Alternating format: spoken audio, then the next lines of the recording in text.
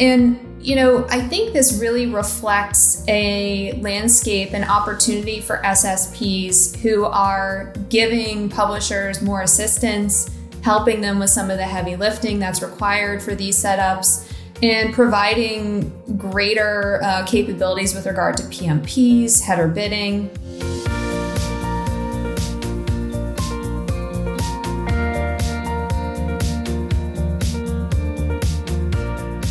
Hi, everyone. It's Wednesday, July 14th. Thanks for listening to the Behind the Numbers ad platform, an eMarketer podcast made possible by VTEX.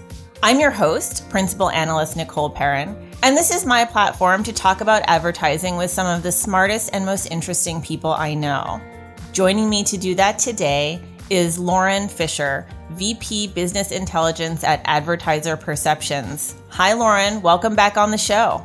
Hey, Nicole. It's so great to be here again. Yeah, longtime listeners may remember Lauren. She hasn't been on the show for a while. She hasn't been on the show since she left eMarketer to join Advertiser Perceptions, and I'm so thrilled to have her back. We're going to be talking about some of the work that she's been doing researching supply-side platforms and identity resolution. But first, we're going to have Lauren talk about herself and her company a little bit. Can you tell us a little bit more about Advertiser Perceptions?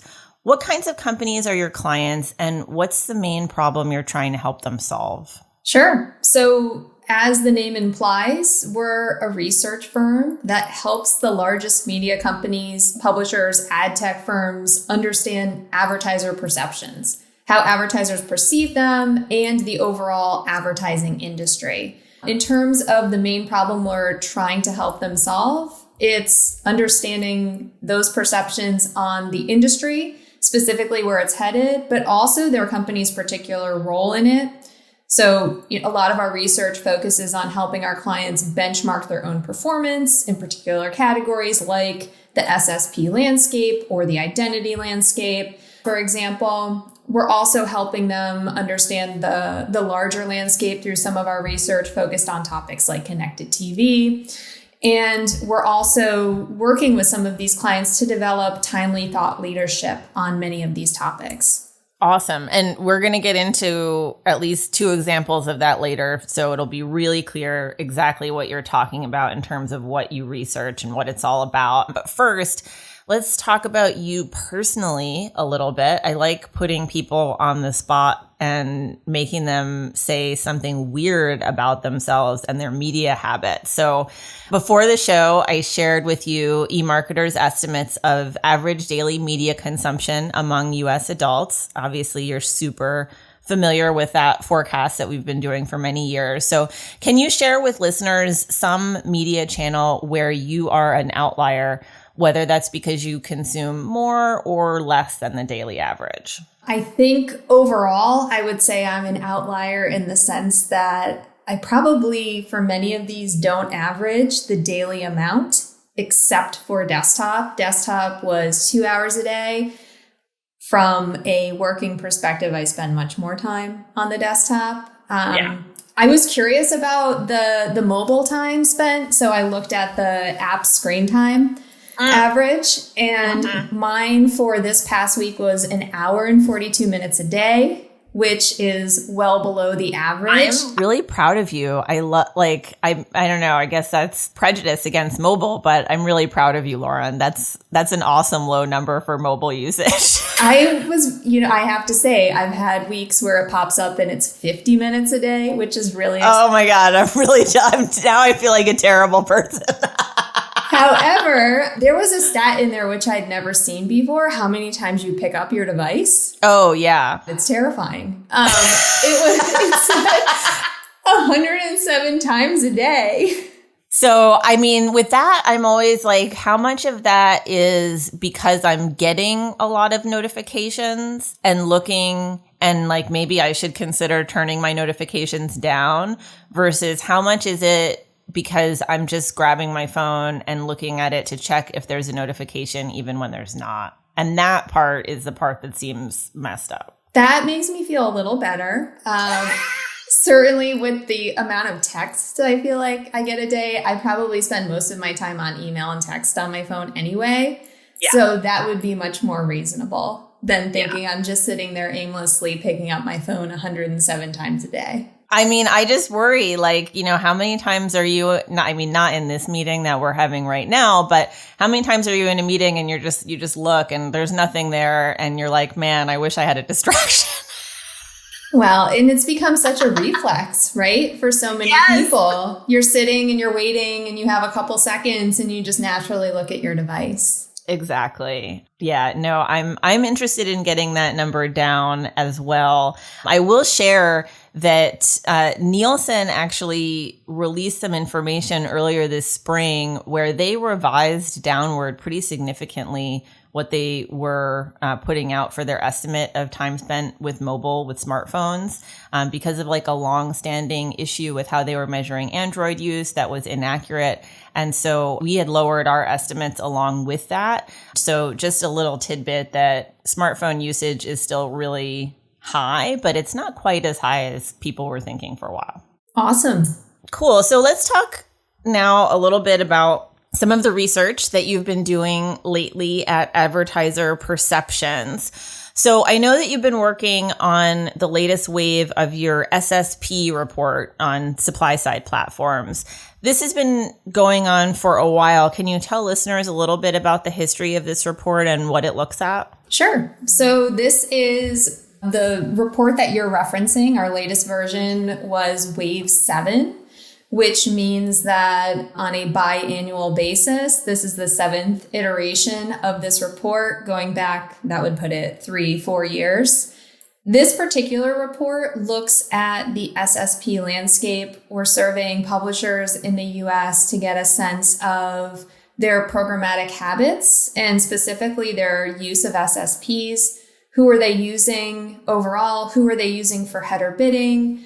Are they leveraging PMPs? We ask them a lot of questions about who they're considering moving forward. And the point with this report is to really get a solid understanding of where the broader landscape is headed, but also how the landscape is moving within the competition. Cool. So I read a little bit about what you found in Ad Exchanger last month, and I won't say I'm surprised to see that you found Google Ad Manager continues to be the leading SSP. And really, when you asked about respondents' preferences, if they could just pick one SSP, Ad Manager was way out ahead. But adoption of other SSPs is also growing, and publishers are working with more individual SSPs on average over time, right? How would you describe kind of the overall landscape of SSP competition at this point? I would say that the landscape is heating up in terms of competition for that number 2 spot.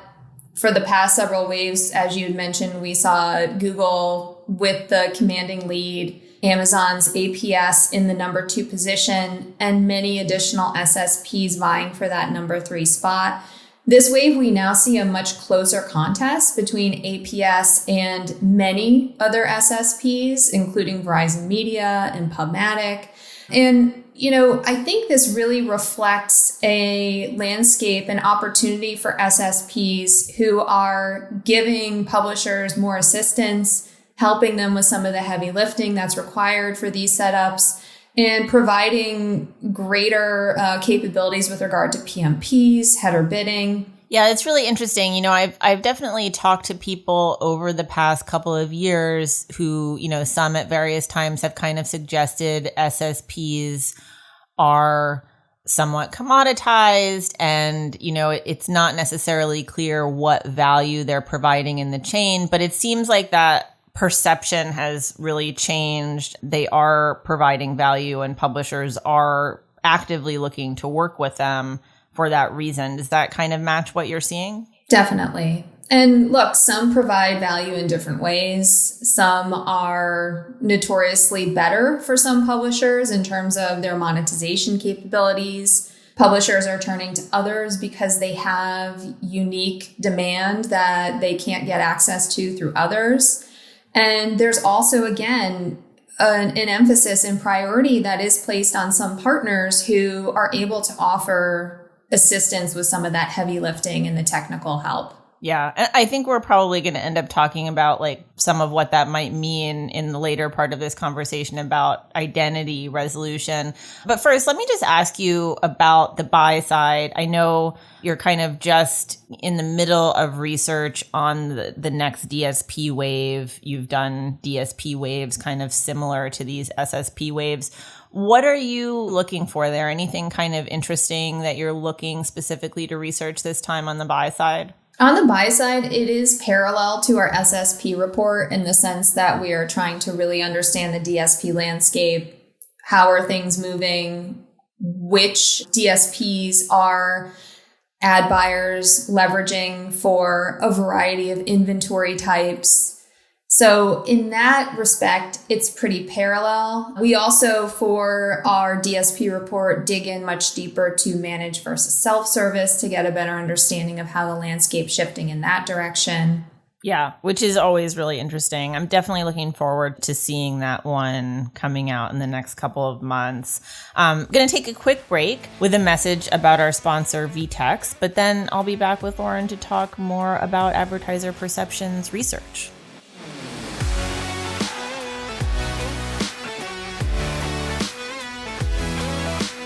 Retail's next competitive threat may come from a business model or channel that didn't even exist a few months ago. This modern dynamic requires companies to adapt quickly, pivoting business seemingly overnight, something traditional commerce platforms just can't support. There's a new enterprise commerce platform on the rise, one that's fast, flexible, and doesn't require 9 months and $1 million to get up and running. Go to VTEX, VTEX.com/eMarketer to learn more.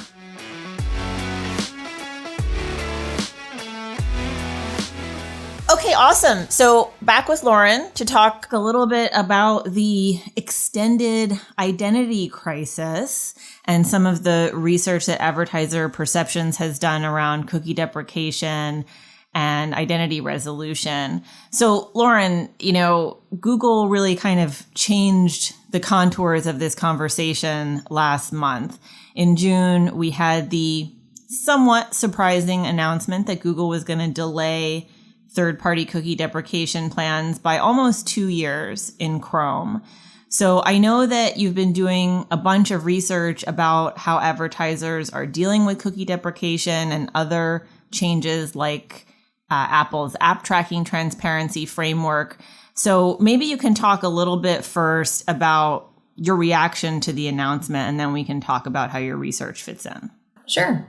So obviously, big announcement, a lot of excitement around the announcement, probably a lot of relief.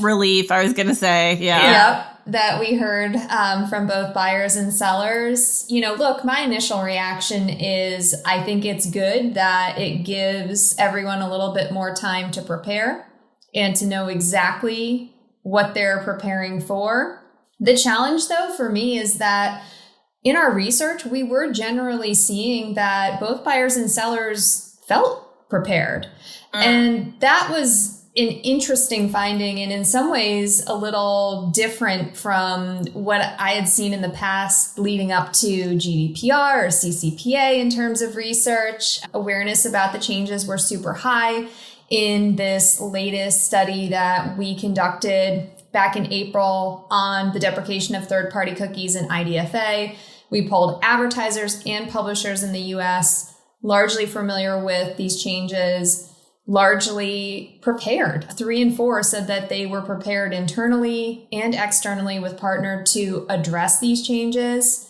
The important thing to note is that preparedness can mean anything from we've started having these conversations to we're actually doing things and making changes and auditing our practices. So a really wide spectrum, but for me, it is important to really emphasize that this is a goal everyone was already working toward for the most part.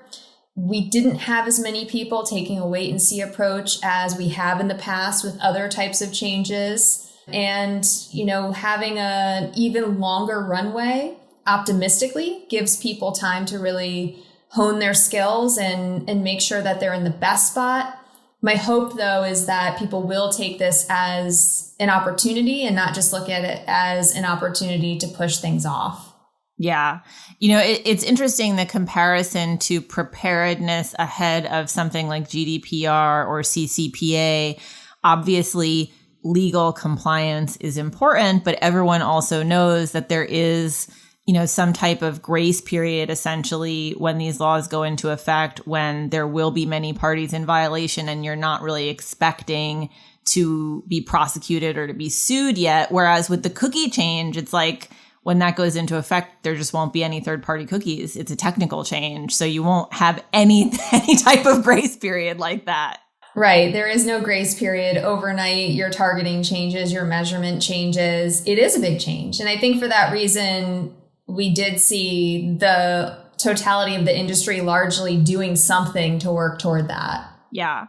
I think, part of my reaction to the updated timeline from the Chrome team was that they gave a pretty detailed timeline. There's some steps in there about the exact ways that cookies will become less prevalent in Chrome over time.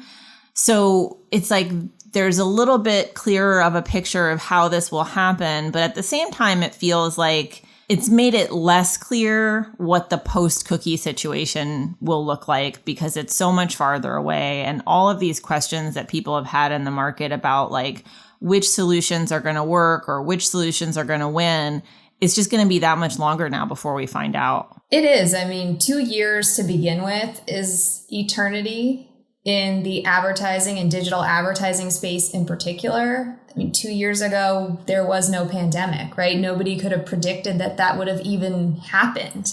So to your point, Nicole, that is one of the things I am curious about is we were preparing with all of the cards that we had in the current deck, but we're all going to be dealt a new hand, right? As the years progress. So it'll be interesting to see how some of these things change over time and how preparedness will need to change as new partners come into play or old partners phase out, as areas like connected TV and advanced TV mature, right? There's a lot of different components that will all play a hand in dictating the final outcome.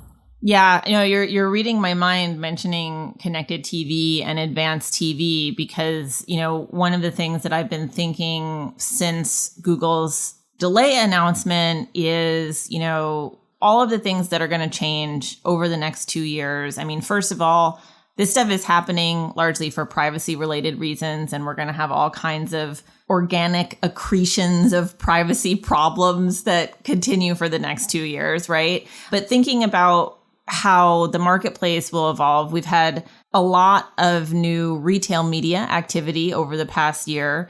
That's a place where there's typically non-cookie based targeting and attribution, which is obviously very attractive, was going to become even more attractive post-cookie. But, the more spend going into those areas even before cookie deprecation might make the later situation look different. And on the CTV, advanced TV side, the amount of addressable inventory on the traditional side is continuing to grow. And the capabilities, especially for uniting targeting across both linear and CTV, are growing.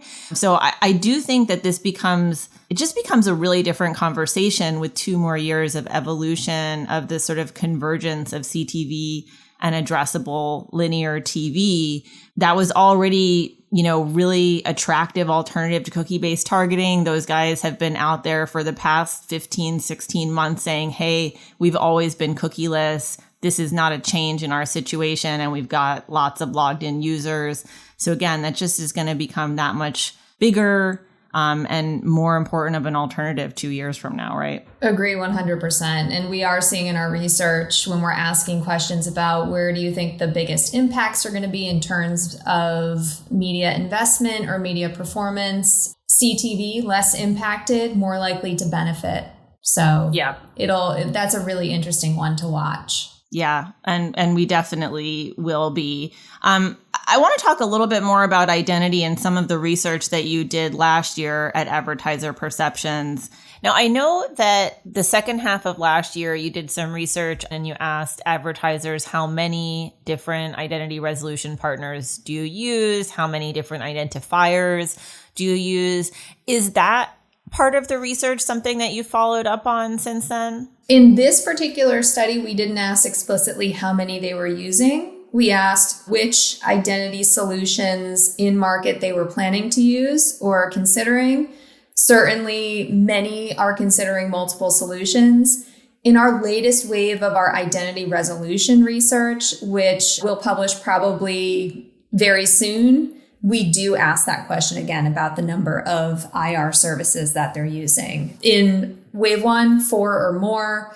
And based on the research that we're seeing from this cookie and IDFA deprecation perspective, there's no reason to think that that number has gone down. Yeah. Well, and I certainly wouldn't expect it to go down. What I was a little bit curious about is sort of how well you think they understand how many different identifiers or identity resolution partners they're using. You know, one thing that we talked about, because I have talked to Lauren about this research before, listeners obviously know that I'm following identity and have been writing a bunch about a lot of these issues. You know, we talked about the fact that advertisers might not think of, Facebook as an identity provider, right? But they are. And most advertisers are advertising there. So add that to the list of identifiers you rely on besides cookies, right? How well do you think understanding of that is in the marketplace? Or does it matter? I would argue that in some ways it doesn't matter. For advertisers, it's about meeting objectives and executing, right? Yep. And however they're able to do that, it's less important to them whether they're using somebody who would be classified by our industry as a true identity resolution provider or service. That's the challenge, is sometimes you have these discussions and the frame of mind is only about some of the standalone solutions or the data onboarders and data specialists. But the reality is, for most advertisers, as you said, Nicole, it's much broader, right? They're thinking about any sort of identity capability that allows them to accomplish objective A and get from point A to point B from a measurement perspective. And so it's fascinating when you have this conversation and ask that question at a top level, but then start asking individually about targeting tactics or segmentation or measurement or some of this customer journey type work. It becomes very clear very quickly that there are a lot more identity capabilities that they're taking advantage of than they may realize. Yep. Yeah. Well, and that's one of my favorite little individual pieces of research, was something that you published last year as part of this first identity study that you're talking about. And, you asked what are the important use cases of identity resolution and what are the not important? And it was they're all incredibly important. We're using it for every single thing, from onboarding to media planning to media activation to measurement to attribution. Across the whole chain, we're totally reliant on identity resolution for everything. Exactly. And I think that was maybe a 6-point chart where we were asking about 6 different use cases. And right there, you had single-digit percentages for people who said, I'm not using identity for this. So, 6 solutions potentially right there. Exactly. Final question, I'll just ask you, in terms of the importance of first-party data, what are some of the either most popular or most important things that you're seeing advertisers care about or do with respect to getting their first-party data strategy together? Yeah, it's a good question. This is a hard one because I think for a lot of people, the reality is it's still early. There's these conversations they're having where they acknowledge they need to collect first-party data.